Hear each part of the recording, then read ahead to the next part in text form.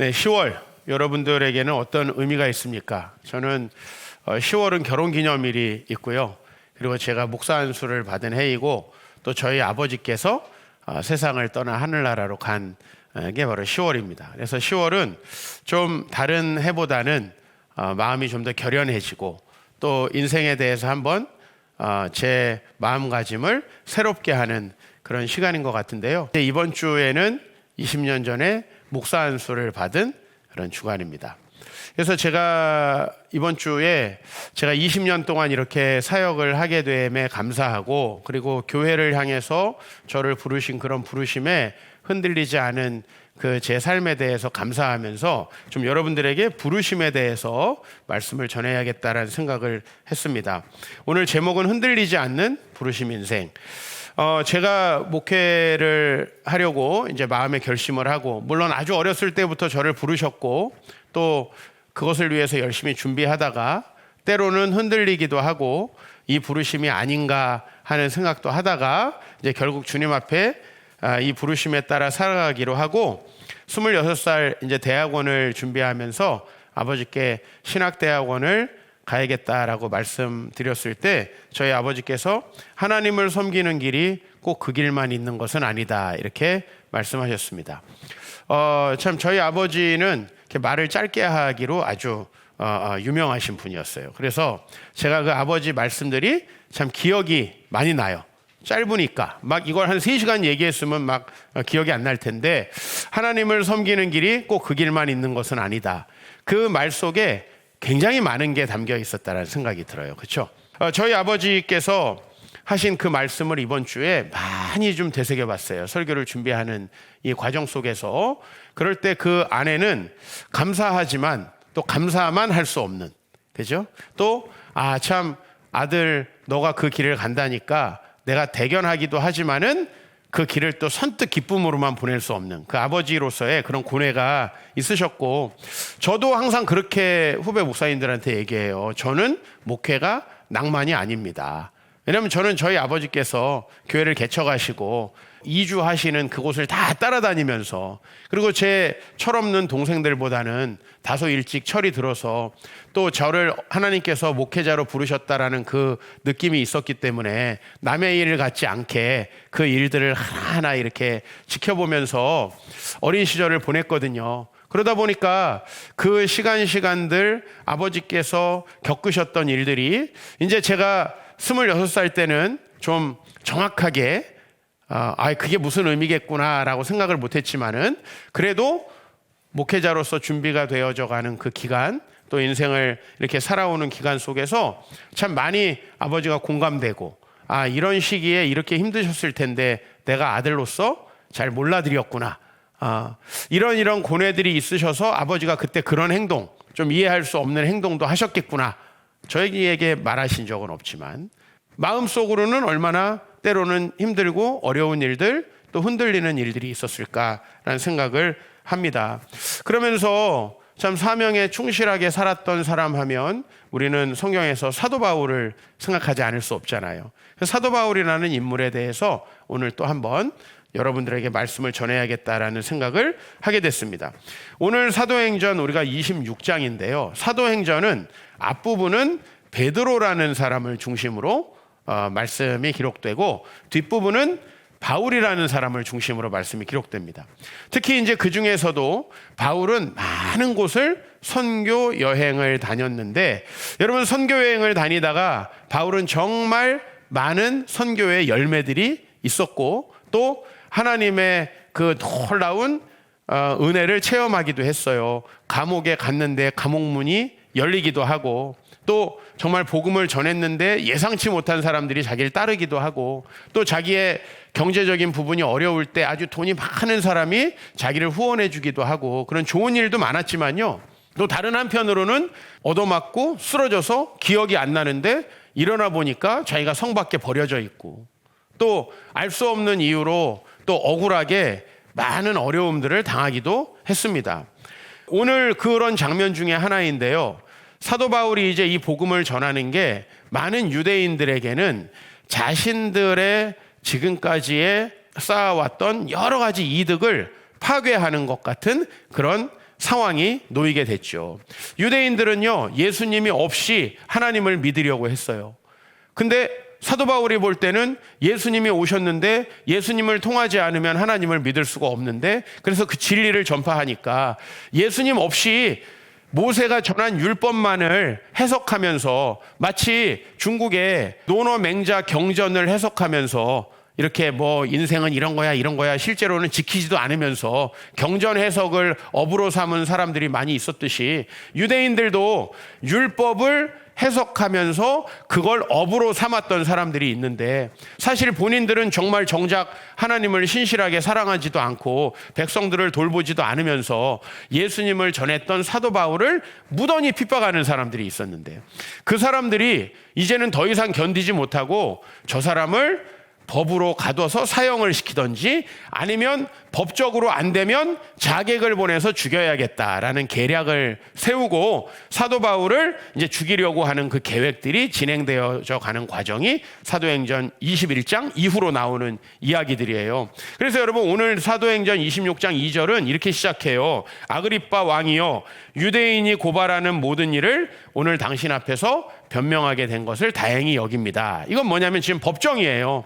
법정이고 왕 앞에 있는데 유대인들이 자기를 죽이려고 고발을 했어요. 사도 바울은 그들을 위해서 복음을 전했는데 그들은 자기를 고발을 했어요. 그러니까 얼마나 힘들고 어려운 상황이에요. 특히 이제 이 26장은 누구에게 자기를 변호하는 거냐면, 첫 번째로는 총독이에요. 총독.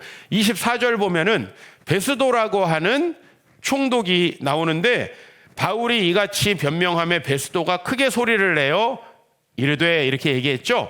베스도라는 사람은 누구냐면은 빌라도를 생각하시면 돼요. 여러분, 예수님을 죽이려고 할 때 많은 유대인들이 누구에게 예수님을 데려갔냐면은 빌라도에게 데려갔어요. 빌라도는 누구냐면 유대인들을 다스리기 위해서 로마 사람이 보낸 총독. 그 중에 5대 총독이 빌라도고요. 이 베스도는 그로부터 한 5번이 더 지나간 총독이에요. 그래서 한 10대 정도 되는 총독인데, 이 총독은 막강한 권력을 가지고 있는 사람이죠. 그죠? 로마에서 정권을 줘서 파송한 사람. 그 사람 앞에서 지금 자기 생명을 두고 변호를 해야 되는 상황에 있고요. 27절 보면 아그리빠 왕이 있어요. 그러니까 유대인들은 좀 독특한 이 당시에 통치를 받고 있었는데, 로마의 식민지였기 때문에 로마에서 총독도 보내지만 자체적으로 또 로마에서 인정한 왕이 있었어요. 근데 이 왕은 다 누구의 가문이냐면 헤롯 가문이었어요. 헤롯이라는 사람 알죠? 예수님이 태어날 때 우리가 성탄절마다 위탄 때마다 하는 거 있잖아요. 왕이 태어났대. 그러니까 그 왕이 어디서 태어났대? 막 해가지고 자기들이 마치 왕을 잘 섬길 것처럼 얘기하고, 뒤에서는 만 2세 이하의 아이들을 다 죽이게끔 한 그 왕. 그 왕이 헤롯이죠. 그 헤롯의 말하자면 손주뻘 되는 사람이 여기 아그리빠 왕입니다. 그러니까 오늘 이 두 사람의 권력자들 앞에서 사도 바울은 무엇을 하고 있냐면, 자기가 왜 이렇게 복음을 전할 수밖에 없는지에 대해서 이야기를 하고 있습니다. 사실요, 사도 바울은 지금 복음을 전하다가 어려운 일을 당하거든요. 사도 바울이 누구를 위해서 복음을 전합니까? 남을 위해서. 복음을 듣는 사람을 위해서. 근데 그것 때문에 사도 바울이 지금 죽음의 위협에 처해 있다는 거예요. 우리 부모님이 제일 힘들어하는 게 이거더라고요. 나는 자식을 위해서 다 했는데 자식이 안 알아주는 거예요. 뭐 비단 아침 식사를 이제 부모님은 일찍 일어나가지고 혹시 우리 아들이 우리 딸이 한 숟갈이라도 먹고 갈까 하고서는 다 차려놓고 막 국도 막 데웠다 또 데웠다 하면서 아이를 깨워요. 막. 근데 아니 왜 나 잘 건데 자꾸 깨워? 밥 먹어야지. 안 먹는다고. 많이 했죠. 그렇죠? 이럴 때 얼마나 화가 납니까? 누구를 위해서 밥을 차리죠? 자식을 위해서. 아마 애가 가고 나면은 내가 내일부터 아침 하나 봐라. 하지만 내일 어떻게 하고 있어요? 또 하고 있어요. 그리고 그 싸가지 없는 놈은 또 일어나가지고 욕을 하고 있는데, 그게 바로 어린 시절 나예요. 그래서 욕을 할 수도 없는 막 이런 오묘한 감정이 우리에게 있잖아요. 남에게 하지만 내가 남을 위해서 하는데 바로 그 당사자가 누가 이런 거 하라고 그랬어 라고 할 때 얼마나 화가 납니까? 그죠? 또 우리 남편들 뭐 아내를 위해서 나름 설거지 해놨는데 고춧가루 껴있잖아. 설거지 이렇게 하려면 하지 마. 정말 하기 싫지요. 그렇죠? 근데 우리가 이런 작은 일에도 정말 의욕이 상실되는데, 사도 바울은 복음을 전한다고 폭행, 감금, 감옥에 갇히고 오늘 여기 이렇게 말도 안 되는 재판을 받고 있습니다. 또 이 재판을 받게 된 거는 자객들의 위협을 피해서 그나마 재판을 받은 거예요. 이 재판의 과정 속에서 예를 들면 이 사도 바울이 이제 1차 재판을 받아요. 22장에 24장에 2차 재판을 받고 26장에 3차 재판을 받고 이제 로마로 가게 되는데요. 그 재판 사이사이에 죄수를 호송하잖아요. 호송하는 길에 자객들이 기다리고 있었어요. 아니, 내가 복음을 전하는데 그냥 욕먹는 거 정도는 괜찮을 것 같아요. 근데 자객을 보내가지고 죽이려고 하는데 말이죠. 이것을 어떻게 계속할 수 있었을까? 그런 의문이 들고요. 오늘 이제 베스도라는 사람에게 이야기를 하니까 베스도가 뭐라 그러냐면 24절에 바울아, 내가 미쳤구나. 네가 뭘 좀 배우더니 미쳤어. 이렇게 이야기하고요. 아그리빠는 유대인의 피가 섞인 사람이에요. 그러니까 아그리빠에게, 아그리빠 왕도 선지자 아시잖아요. 예수님 아시잖아요. 이렇게 얘기했더니 아그리빠가 뭐라 그래요? 네가 적은 말로 나를 권하여 그리스도인이 되게 하려고 하냐? 한번 해봐라. 내가 듣나? 여러분, 이렇게 무시를 당하고 미쳤다는 소리를 듣고 있습니다. 그리고 오늘 이 사도 바울은 이런 어려움을 여기 나온 것뿐만 아니라 수도 없이 겪었다는 거예요.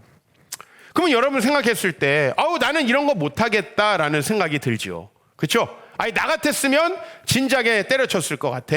제가 여러분들에게 상반기에 우리 주변에 있는 사람에게 책을 보내는 거를 합시다. 그죠? 근데 혹시 내가 이렇게 교회 책을 보냈다고 나를 욕하면 어떻게? 그러면서 책을 안 보내는 사람도 있어요. 그죠? 그 정말 작은 손해도 보기가 어려운 거예요. 혹시 다른 사람이 나 예수쟁이라고 뭐 이런 책을 보내 하고 약간 기분 나빠하면 어떻게 하면서 안 보내신 분들이 많아요. 근데 사도 바울은 복음을 전하면서 얻어 터지고, 이거는 미치지 않았다면, 베스도의 말대로 사도 바울이 미치지 않았다면요, 뭔가 분명한 이유가 있는 거죠. 미치지 않았다면 어떤 이유가 있는 겁니까? 미치지 않았다면 그것을 저는 좀 궁금하게 생각한다는 거예요. 여러분들이 무엇인가를 하다가 그만두게 되고 포기하게 되는 이유는 뭐냐면요, 다 근거가 부족하기 때문이에요. 내가 그걸 해야 될 만한 진짜 이유가 없기 때문이에요. 그런데 사도 바울은요, 이게 돈이 되는 것도 아니에요. 내 커리어에 도움되는 것도 아니에요. 이걸 해가지고 뭔가 재미있는 것도 아니에요. 그런데 이 일을 포기하지 않는다는 거죠. 그 이유가 뭐냐? 사도 바울은 빌립보서 3장 14절에서 이렇게 말하고 있어요. 같이 한번 읽어보겠습니다. 표대를 향하여 그리스도 예수 안에서 하나님이 위에서 부르신 부름의 상을 위하여 달려가노라. 제가 목회를 하면서 저는 사도 바울처럼 핍박받아 본 적도 없고 얻어맞은 적도 없고 정말 사도 바울에 비하면 목회자라고 할 수도 없는데요. 그럼에도 불구하고 저도 때때로는 작은 일에 그만하고 싶다라는 생각이 들 때가 있는 거예요. 그럼 저를 20년 동안 목사 안수를 받고 지금 딱 20년이 됐는데 지탱해 준 것은 무엇일까라고. 저를 지탱해. 여러분들 중에 누군가 우리 목사님 딱 목회하기 싫어 보이는데 오늘 나와가지고 억지로 하시네, 이런 느낌 든 적 있습니까? 저를 20년 넘게 본 저의 청년 시절, 청년 사역자 시절에 제자들도 여기 있는데 목사님 어쩔 수 없이 딴 거 해먹을 게 없으니까 이거 하는구나, 이런 느낌 혹시 받은 적이 있습니까? 오늘도 엄청 설교하기 싫어가지고 금방 끝내버리는구나, 뭐 이런 느낌 받으신 적 있습니까? 적어도 저는 그런 느낌으로 하지는 않은 것 같습니다. 그럼 그 이유가 뭘까라는 거죠. 이게 돈이 되니까? 재미있으니까? 이것이 내 커리어에 도움되니까?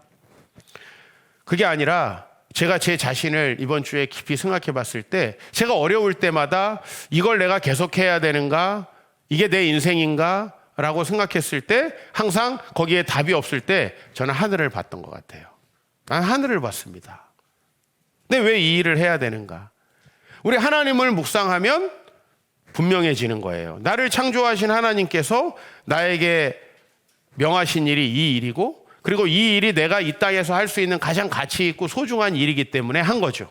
다른 어떤 보상 때문에 제가 이 일을 했다면 그 보상이 주어지지 않을 때, 그 보상은 사람들의 인정일 수도 있고 어떤 경제적인 보상일 수도 있고 제가 유명하고 인기 있어지는 것일 수도 있고, 또 혹은 제가 이것 때문에 아주 막대한 뭔가 뒤로 이익을 챙길 수 있다 한다면 제가 그것이 동기가 됐겠죠.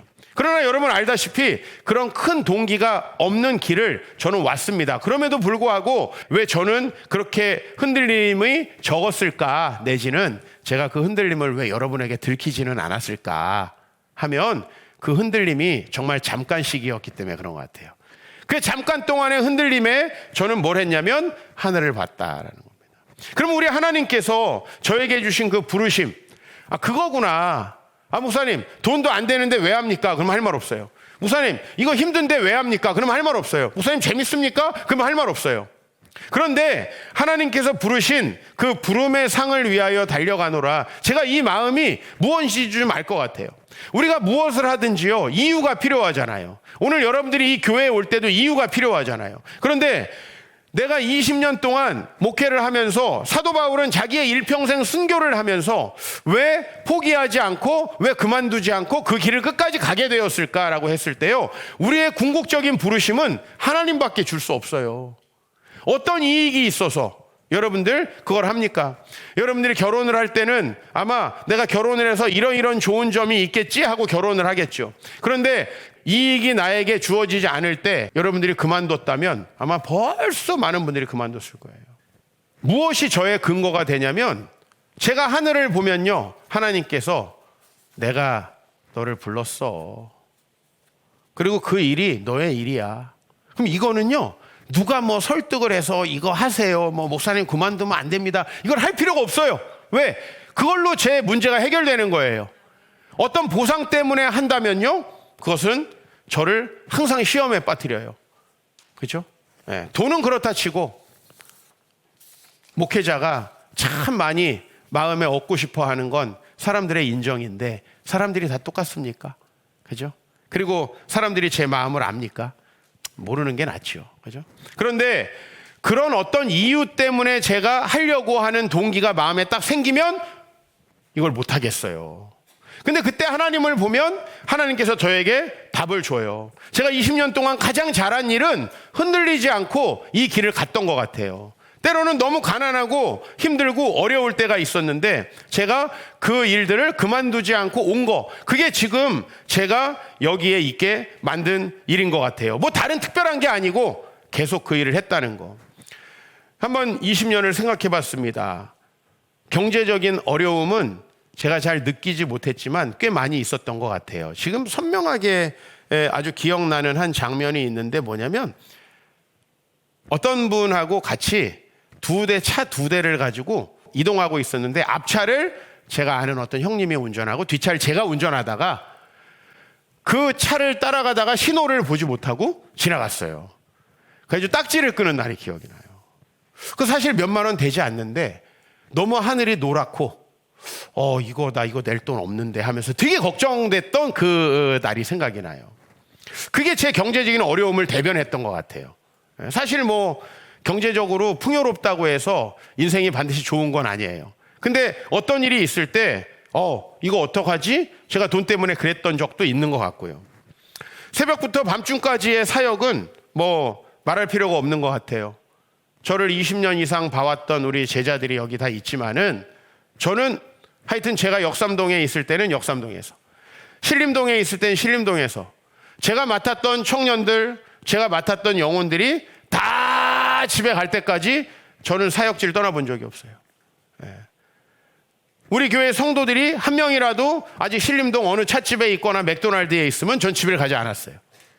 항상 그들과 대화하고 혹시 그들이 마음속에 하고 싶은 일이 있는지 돌아봤던 것 같아요. 제가 어떤 일을 맡으면 항상 새벽 5시부터 나와가지고 그 일들을 봤던 것 같습니다. 그런데 그러다 보니까 제 마음속에도 때로는 하나님의 부르심 이외에 사람들에게 기대하는 면들이 있었던 거죠. 그런 기대하는 면들이 저에게 충족되지 않으면 실망하고 또 내가 이걸 왜 해야 되나. 저도 그럴 때가 있었지만은 저의 사역을 뒤흔드는 그 정도까지 그 일들을 깊이 생각하지 않고 있었던 것 같아요.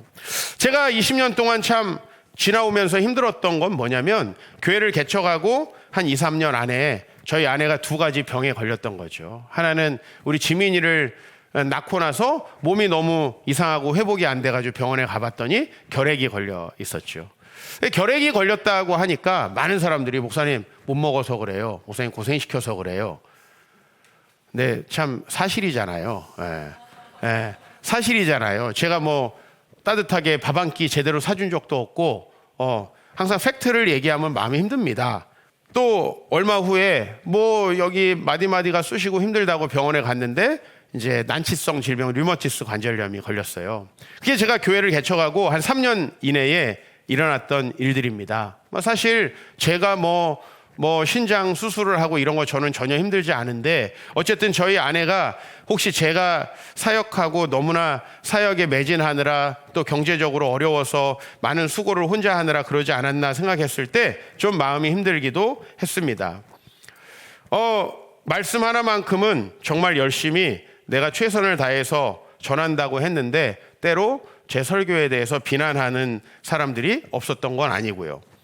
개척을 저는 하나님께서 부르셔서 했는데 그 개척은 절대로 안 된다고, 너 커리어를 망치는 일이라고 수많은 선배들이 저에게 이야기했을 때 그런 것도 쉽지 않은 일들이었습니다. 왜 이런 일들을 해도 저는 이 자리에 있는가, 그리고 왜 저는 목사로서 20년 동안 한결같이 행복했는가라는 생각을 한번 해봤습니다. 제가 이번 주에 그리고 종종 많이 기억나는 좀 굉장히 행복하면서도 가슴 아픈 한마디가 있어요. 그건 뭐냐면 목사님, 우리 교회에서 목사님만 행복한 것 같아요. 그 얘기를 하는 거예요.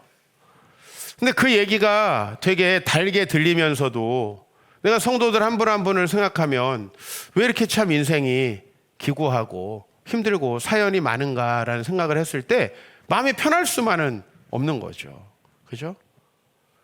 저는 한결같이 적어도 행복하게 보였던 것 같아요. 물론 마음속에 아무 갈등이 없이 20년을 온 거는 절대 아니지만은 저는 그때마다 하늘을 봤는데요. 그게 저에게 이유가 되었던 것 같아요. 건강이 좋지 않을 때도 있었고, 무시를 당할 때도 있었고, 이해받지 못할 때도 있었고, 배신감이 들 때도 있었고, 아무도 알아주지 않아 힘들 때도 있었어요. 사실 일이 많아서 힘들 때도 있었고, 일할 때는 잘 몰랐지만 때로 질병이 찾아오기도 했죠.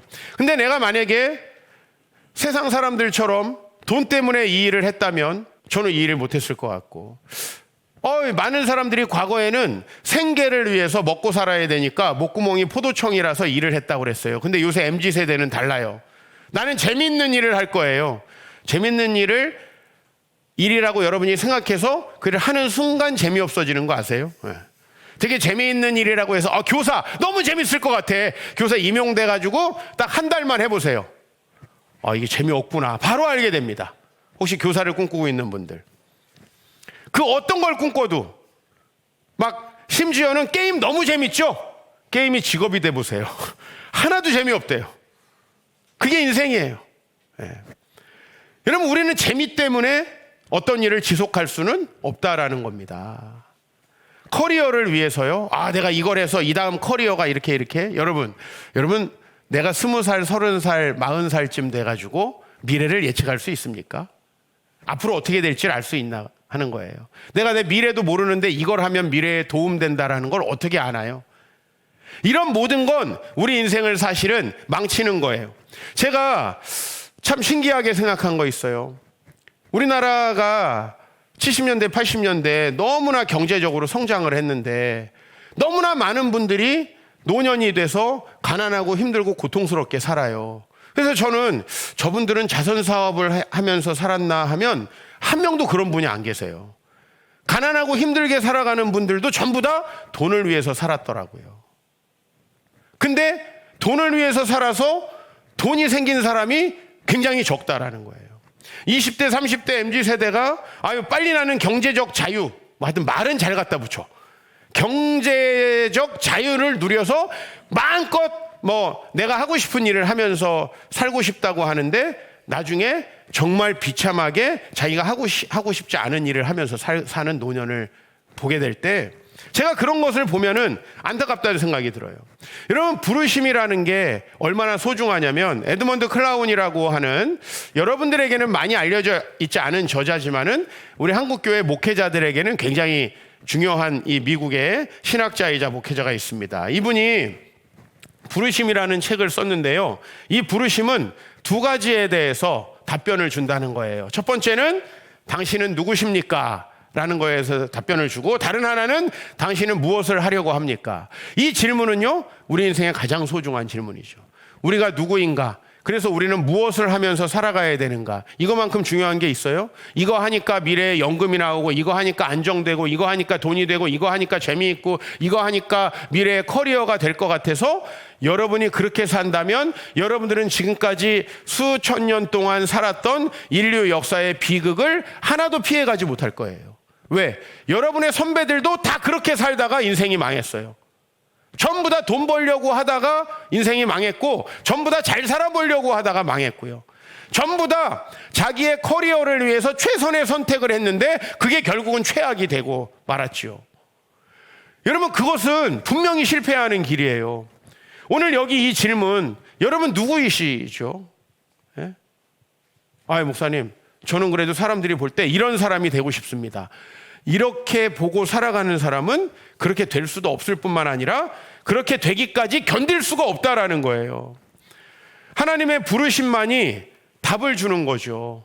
우리 주님께서 저희를 위해서 십자가에 죽으셔서 구원하심으로써 저희를 그리스도인이고, 또 그래서 주님께서 이 땅에 우리를 보내신 사람으로 우리는 살아가는 거죠. 요한복음 20장 21절, 우리 예수님이 부활하셔서 제자들에게 하신 말씀, 오늘 여러분에게 하신 말씀, 부활의 주님을 믿는 여러분에게 이렇게 말씀하시죠. 아버지께서 나를 보내신 것 같이 나도 너희를 보내노라. 무슨 말이냐면 하나님께서 나를 보내셔서 나는 보냄을 받은 자로 이렇게 부르심 받고 살았어. 그리고 이제 나는 하늘로 승천할 건데 이제 너희들도 이 땅에 내가 너희를 보낼 테니까 내가 보낸 사람으로의 그 부르심을 가지고 살아 라는 거예요. 이게 바로 내가 누구이고 내가 무엇을 해야 되는 사람인가라는 답을 항상 주더라는 거예요. 어떤 인생에 내가 왜 이 인생을 살아가야 될까 고민하다가 정말 그 답을 찾지 못하는 사람들이 너무나 많은데, 저는 그런 답을 늘 중간중간에 하늘을 보면서 찾게 되더라는 거죠. 내가 왜 이렇게 살아야 하는가? 내가 왜 이 삶을 살아야 하는가? 그래서요, 이것은 너무나 우리를 고상하게 만든다는 거죠. 이 부르심이 없으면 여러분들은 아무리 열심히 살고 뭐 주변에서 여러분을 대우해 주는 것 같지만 결국은 그저 그런 인생을 살아갈 수밖에 없다는 거예요. 여러분에게 하나님의 부르심이 확실하게 느껴지길 소망합니다. 근데 제가 이 부르심에 대해서 얘기하면, 목사님은 어떻게 어렸을 때 그렇게 하나님이 부르신 것을 알게 되었나요? 그리고 목사님, 저는 아무 부르심을 안 주는 것 같아요. 매번 예배를 드리는데 그 이유를 말씀드릴게요. 여러분은 이미 돈이나 재미나 커리어라고 하는 다른 이유를 확고하게 찾고 있어요.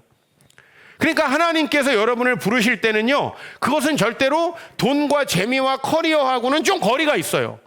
저희 아버지가 말씀하셨던 거 다시 말씀드릴게요.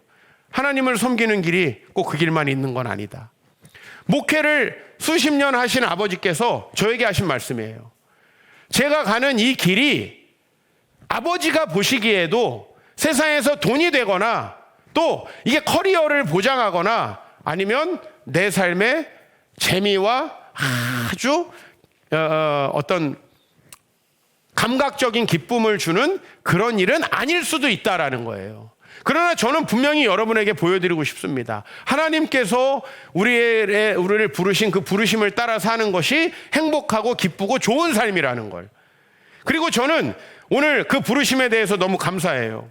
부르심은 바로 내가 누구인가, 그래서 나는 무엇을 하면서 살아가야 되는가라는 데에 대해서 답을 주는 거예요. 얼마나 감사해요. 이 답이 없을 때 여러분은 무엇으로 인생을 살아가겠어요? 커리어가 막 쌓여가는 걸 보면서 기뻐하면서요, 그건 언젠가 깨지게 돼 있어요. 돈을 버니까요, 여러분 나중에 내가 이 돈, 이 집 한 채를 위해서 내 인생을 바쳤나 생각하면 그거보다 허무한 건 없을 거예요. 물론 그 집을 얻으려다가 집도 못 얻은 사람보다는 얻은 사람이 조금 날 수도 있어요. 엄청나게 집을 소망했는데 집이라도 있어서 다행이다, 그 느낌 가지고 사는 게 우리의 고작 최상의 어떤 결과라는 거예요. 그러나 하나님의 부르심은요, 이미 여러분의 삶 속에 굉장히 다양하게 경험됩니다. 근데 왜 우린 그 부르심을 느끼지 못하느냐? 벌써 내가 살아가고자 하는 것이 내 마음속엔 정해져 있어요. 돈이라는 목표, 또 재미로 시작한 목표, 커리어를 위한 목표. 제가 또 하나 늘 하는 말을 하지만 돈이라도 많이 버시면 좋겠어요. 그런 분들, 재미를 위해서 뭔가 미래를 선택하신 분들, 재미라도 있기를 소망합니다. 제가 왜 이렇게 소망하냐면 진짜 없더라고요, 그런 분들. 돈을 위해서 야심차게 인생을 시작해가지고 그래서 돈이라도 벌었습니다, 이런 분들 없더라고요. 그래서 여러분들은 안 그랬으면 좋겠어요. 그러나 좀 더 나은 길을 여러분에게 말씀드립니다. 그것은 뭐냐면 하나님이 여러분을 부르신 그 부르심에 대해서 소망하라는 겁니다. 오늘 여러분이 진짜 소망하고 계셨다면요, 여러분은 이 삶이 너무 재미있을 거예요. 여러분이 부르셨다면 여러분은 어떤 흔들림이 와도 흔들리지 않는 인생을 살아갈 수 있다는 거예요. 그래서 나중에 봤을 때, 야, 저 사람은 어떻게 저렇게 많은 인생의 풍파를 견디고 저 멋있는 길을 갈 수 있었을까라는 이야기를 여러분이 듣게 된다는 거예요. 하나님께서는 늘 우리를 부르십니다. 하나님은 모세를 어디서 불렀냐면요, 양치는 현장에서 부르셨어요. 하나님께서는 베드로를 어디서 불렀는지 아세요? 물고기 전문가인데, 어부인데, 눈 감고도 그물 던지면 고기를 잡을 수 있는데 고기를 잡을 수 없는 날, 머리를 믿고 살았는데 어느 날 내가 머리가 나쁘다는 걸 깨달았을 때, 하나님은 주로 그럴 때 부르세요. 내가 우리 남편 하나 보고 살았는데 남편에게 배신감이 들었을 때, 하나님은 그때 우리를 부르세요. 내가 돈을 바라봤는데 뱅크럽시가 됐어요. 그때 하나님은 부르시는 거예요. 왜? 우리는 어느 때에 부르심이 들리냐면 내 존재 자체가 십자가에 달려 예수님이 죽을 수밖에 없는 죄인이고 형편없는 존재라는 걸 깨닫게 되었을 때 나를 부르신 하나님께 감사해요. 제가 대학에 붙어가지고 기고만장할 때 하나님의 부르심은 굉장히 거추장스럽게 여겨지더라고요. 왜 날 부르셔? 나 납두면 엄청 잘 살 수 있는데 날 왜 부르시는 거야? 이런 싸가지 없음, 그게 저에게 있었어요. 근데 제가 3년 후에 다시 하나님께 돌아가서 하나님께 부른 찬양은 뭐냐면, 내 모습 이대로 주 받으옵소서. 예? 나를 위해 돌아가신 주, 날 받아주십시오. 그리고 하나님께 기도하는 거예요. 똑같은 이종필인데, 하나님, 저는 하나님의 부르심에 전혀 맞지 않는 형편없는 인간입니다. 근데 그때 저는 부르심을 확신하게 되더라고요. 언제의 내가 진짜 나인가요? 예? 내가 못할 게 뭐 있어. 이 세상에 내가 못할 게 뭐 있어. 그런 분들에게는 부르심이 들리지 않아요. 오늘도 나는 나의 길을 갈 거야, 예배 왜 이렇게 안 끝나, 이런 분들에겐 부르심이 들리지 않아요. 그러나 여러분에게 하나님이 무엇으로 부르고 있는가에 대해서 관심 가지고 찾고 또 부르짖는 분들에게는 이 부르심이 일상의 현장 속에 들린다는 거예요. 내 뜻과 처음에는 맞지 않을 거고, 처음엔 그게 돈이 안 되는 것처럼 보일 거고, 그게 재미없어 보일 거고, 그게 커리어에 도움 별로 안 되는 것처럼 보일 거예요. 그런데 궁극적으로 그 길이 돈과 재미와 커리어와 상관없이 우리 인생을 엄청나게 행복하게 해준다는 거예요. 일부 예배 때 우리 청년들과 청소년들과 예배를 드렸습니다. 우리 청소년들이 전부 다 재벌이 될 수 있을까요? 전부 다 부자가 될 수 있을까요? 아마 그렇지는 않을 거예요. 우리 청소년들이 전부 다 스카이를 갈 수 있을까요? 그렇지는 않을 거예요. 그러나 한 가지 확실한 게 있어요. 그들이 부르심 안에 살면 적어도 그들의 형편과 상황을 초월해서 모두가 행복하고 아주 가치 있는 삶을 살 거라는 거. 그게 복음입니다. 주님이 매일 여러분을 부르고 계세요. 특별히 주님은 양치는 일상의 자리에서, 고기 잡지 못하는 실패의 자리에서 우리를 부르세요. 여러분, 낮은 마음으로 주님께서 나를 써달라고 늘 요청하셔야 돼요. 주님이 나를 써달라고. 그게 얼마나 영광스러운 건지 몰라요.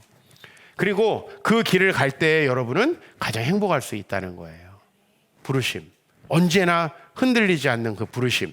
그 부르심을 따라 살아갈 수 있는 여러분 되시기를 주의 이름으로 축원합니다.